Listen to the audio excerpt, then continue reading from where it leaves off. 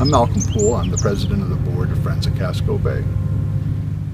The mission of Friends of Casco Bay is to protect the health of the bay and to enhance the understanding of this and the science behind what affects that health. I've been very impressed with the way that we use a science-based approach to our inquiries, how we make it visible to the public through a number of different media approaches, and really give an effort to communicate fairly. In 2007, there was a little bit of a vacuum in leadership.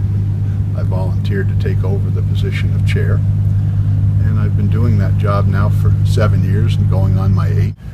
In designing our board year, I usually start in midsummer when we're off time, not having meetings, and design a whole year's worth of meetings with the executive director and the baykeeper. With that in mind, we come up with a topic or two that is really important to go over in the course of the year. And we allow that schedule to stand even with the events that come up from time to time. I find this is the heart of communicating an exciting year to the board members, making them excited about what's to come. We've used guest speakers, we've used special presentations by the staff members, and have debates amongst ourselves as the board. When I first started, we had 40% attendance was the norm, maybe 50, and now we're close to 75 to 85% at each meeting, and the people who are reporting in that they can't come are genuinely disappointed that they can't be part of our conversation. At Friends of Casco Bay, we've developed a product that we call Bay Papers, and Bay Papers came from the idea that we wanted everybody on the board to be able to make a 30-second presentation, like an elevator speech, about what we were about and why we were about it.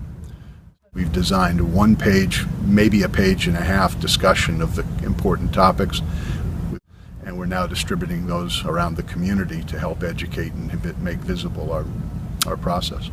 The backbone of our effectiveness as a board comes from the leadership we get from the executive director, who with us designed an effective strategic plan, a 5-year plan that we've condensed down to just 3 pages of really thoughtful insight into which direction the organization should go. Every year the board with the executive director puts together an operating plan, which is many pages. I think this year we're about 40, and it gives a whole bunch of history, and it also the logic behind each of our initiatives that we're proposing to take on. And from the strategic plan and the operating plan, we're able to pull out a budget that backs it up. I think the second important element of our governance approach is the structure of our meetings, which I mentioned earlier.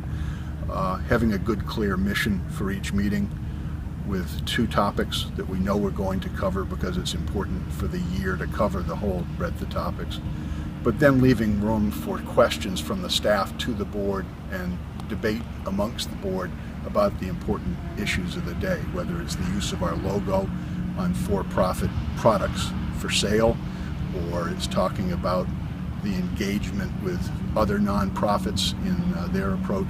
The meeting structure allows us to cover all these topics. 2008 downturn and the New Era planning group that we put together to respond to that. More recently, we see that it's time for succession planning, and we have a special leadership group coming together for that. So again, responding to the externalities and the internalities, using the people on the board is very important. Raising funds for our capital needs is something that the board has as a primary mission. We have a new boat, and with a group of dedicated board members, we put our heads together, and we're able to raise enough money for a brand new boat plus 10 years of operating expenses, and that's all on top of the normal annual campaign operating revenue that we would go after. Because boards are an organic grouping of people, there's turnover, and that's a good thing. And to do it well, particularly with long-term board members, 9 years being a typical tenure for a full board membership, and the staff, we have a planning process that we hope will go to all the corners and develop the thoughtful approach to moving from who's doing things now to who will do it in the future and how we'll get there.